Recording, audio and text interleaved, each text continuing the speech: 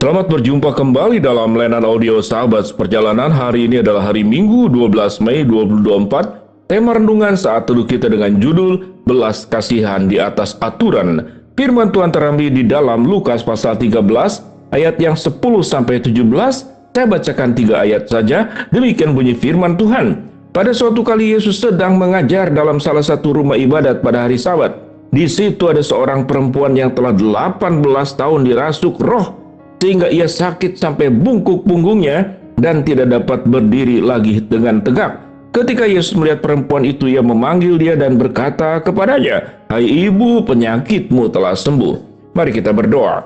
Bapa yang di dalam surga, kami ingin belajar tentang orang baik atau orang yang merasa baik, orang benar atau orang yang merasa benar. Dalam nama Tuhan Yesus kami berdoa, amin. Shalom sahabat perjalanan yang dikasihi Tuhan. Di dalam doa pembukaan tadi ada kalimat yang kita perlu renungkan. Apa bedanya orang baik dan orang merasa baik? Yang kedua adalah apa bedanya orang benar dan orang yang merasa benar? Kita bertemu di dalam bagian teks Alkitab ini, yaitu orang yang merasa baik dan orang yang merasa benar. Siapa itu? Yaitu kepala rumah ibadat yang tidak setuju dan marah dan gusar. Alkitab mengatakan ketika Yesus menyembuhkan seorang wanita yang sudah 18 tahun dirasuk oleh roh jahat, itu dirasuk oleh iblis, sampai kemudian dia tidak bisa berdiri dengan benar karena punggungnya kemudian menjadi bungkuk dan tidak bisa berdiri dengan tegak. Dikatakan bahwa kepala rumah ibadat itu gusar, kepala rumah ibadat itu kemudian marah dan berkata, "Bukankah ada 6 hari untuk bekerja? Mengapa pada hari Sabat masih menyembuhkan orang? Mengapa pada hari Sabat Yesus masih bekerja?" Dengan mujizat yang dilakukannya, kita bertemu di sini bagaimana rumah ibadat ini berjuang, berusaha untuk menegakkan aturan. Seakan-akan kepala rumah ibadat ini lebih baik, lebih benar, lebih tahu daripada Tuhan Yesus. Karena merasa rumah ibadat lebih tahu aturan daripada Tuhan Yesus sendiri. Seharusnya dan seyogianya Tuhan Yesus lebih tahu bahwa hari Sabat adalah untuk dikuduskan. Hari Sabat itu tidak untuk bekerja. Kita melihat di sini antara aturan dan belas kasihan. Kepala rumah ibadat ini seakan-akan menegakkan aturan, namun kemudian Yesus menegur dan berkata, "Hai orang munafik." Mengapa Yesus menegur hai orang munafik? Yesus berkata, "Engkau pada hari Sabat melepaskan lembu, melepaskan keledai untuk memberi mereka minum." Itu adalah pekerjaan. Engkau peduli kepada lembumu, engkau peduli kepada keledaimu, engkau bekerja, engkau melanggar aturan yang engkau katakan bahwa di hari Sabat tidak boleh bekerja, engkau melakukannya. Untuk lembu, untuk keledai, engkau punya belas kasihan. Tetapi untuk seorang wanita yang kerasukan roh jahat, kerasukan setan 18 tahun, engkau tidak punya belas kasihan. Disinilah yang disebut dengan munafik. Disinilah yang disebut dengan hidup itu penuh dengan topeng.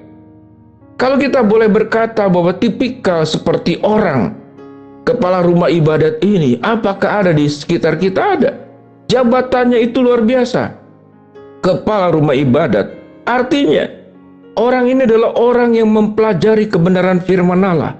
Orang ini yang mempelajari tentang perintah-perintah dan aturan-aturan Tuhan.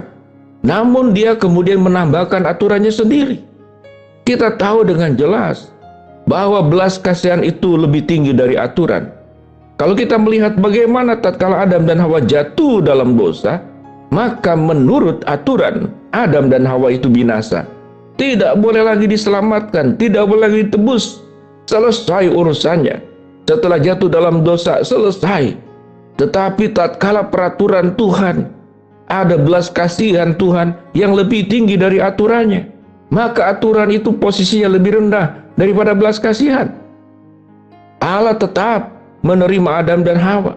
Allah tetap mengampuni orang berdosa dan semua kesalahannya. Yang seharusnya manusia berdosalah yang disalibkan, manusia berdosalah yang menanggung dosanya sendiri. Tetapi Yesus melebihi aturan. Yesus punya belas kasihan yang melebihi segala-galanya. Dan Yesus menggantikan seluruh dosa-dosa kita, umat manusia. Dari Adam dan Hawa sampai kepada akhir zaman nanti, seluruhnya ditanggung di pundak Dia. Sahabat seperjalanan, ini yang dikatakan bahwa belas kasihan melebihi aturan. Allah yang punya kasih, sekalipun Allah yang menghukum, Allah yang menegakkan aturan, tapi kasih Allah melebihi hukum-hukumnya sendiri, melebihi aturannya sendiri. Kita melihat bagaimana di dalam perjanjian lama, kemudian Allah menyesal dikatakan. Ini bukan berarti Allah itu pribadi yang tidak punya pendirian, yang pelin-pelan. Sekarang berkata ya, lalu yang berikut berkata tidak. Tetapi inilah justru yang menunjukkan tentang belas kasihan Allah, bahwa manusia itu jauh lebih penting daripada aturan. Yesus berkata, aku datang bukan untuk menyediakan hari Sabat, tetapi untuk menyempurnakannya. Artinya, peraturan itu adalah dibuat untuk kasih, untuk belas kasihan. Peraturan pun bisa diubah dalam rangka belas kasihan. Betapa luar biasanya Tuhan yang kita sembah. Betapa luar biasanya kasih dan kebaikan Allah. Sama seperti orang tua dalam gambaran yang lebih sederhana, senantiasa akan memberikan pengampunan. Tidak ada yang namanya 3 kali berbuat maka engkau tidak lagi jadi anak. Engkau berbuat buruk 3 lagi keluar dari rumah ini. Tetapi orang tua yang punya cinta kasih sayang yang tidak terbatas. Sama seperti bapak dengan anak yang hilang. Seburuk apapun anak yang hilang, bapaknya tetap menunggu di depan rumah agar anaknya kembali. Dan bapaknya akan tetap menerima. Mengapa demikian? Karena belas kasihan Allah lebih tinggi daripada aturan. Belas kasihan Allah lebih tinggi daripada hukuman. Belas kasihan Allah lebih tinggi daripada hari Sabat. Yesus datang untuk menyempurnakan Sabat-Sabat dalam setiap hidup kita. Dengan demikian sahabat perjalanan, apa implikasi dan juga kemudian aplikasi yang kita bisa ambil? Biarlah kita menjadi orang yang penuh dengan belas kasihan. Aturan, disiplin itu perlu ditegakkan, tetapi di dalam kondisi yang sangat tertentu.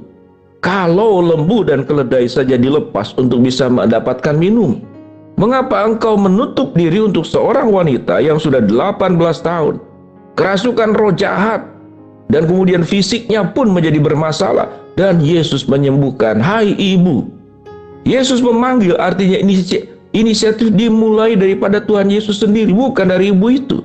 Hari ini juga engkau akan menjadi sembuh. Dan ibu yang sudah 18 tahun kerasukan itu, dia berdiri dengan tegak dan dia sembuh dan dia memuliakan Allah. Setelah ditegur, kepala rumah ibadat itu dikatakan merasa malu dan kelompok-kelompoknya. Tetapi orang banyak bersuka cita karena segala perkara mulia yang telah dilakukan oleh Kristus. Sahabat perjalanan yang dikasihi Tuhan, janganlah kita menjadi orang yang munafik, seakan-akan kita lebih benar, kita lebih baik, namun sesungguhnya kita itu sangat buruk, kita itu sangat jahat, kita itu sangat penuh dengan kepentingan, kita itu merasa sok rohani, namun sesungguhnya kita berlabur putih seperti kuburan, namun di dalamnya tulang belulang. Oh Tuhan, jauhkanlah dosa-dosa kemunafikan dalam diri kami, sehingga kami bisa menjadi anak-anak Allah yang berkenan, yang punya belas kasihan melebihi daripada aturan. Mari kita berdoa. Bapa dalam surga, terima kasih buat kebenaran firman Allah yang kami pelajari. Hamba-Mu berdoa buat sahabat seperjalanan yang sedang sakit, Tuhan jamah sembuhkan. Sahabat seperjalanan yang sedang menghadapi masalah, Tuhan bukakan jalan. Sahabat seperjalanan yang sedang berdoa mengharapkan sesuatu, Tuhan kabulkan dengan cara dan waktunya Tuhan.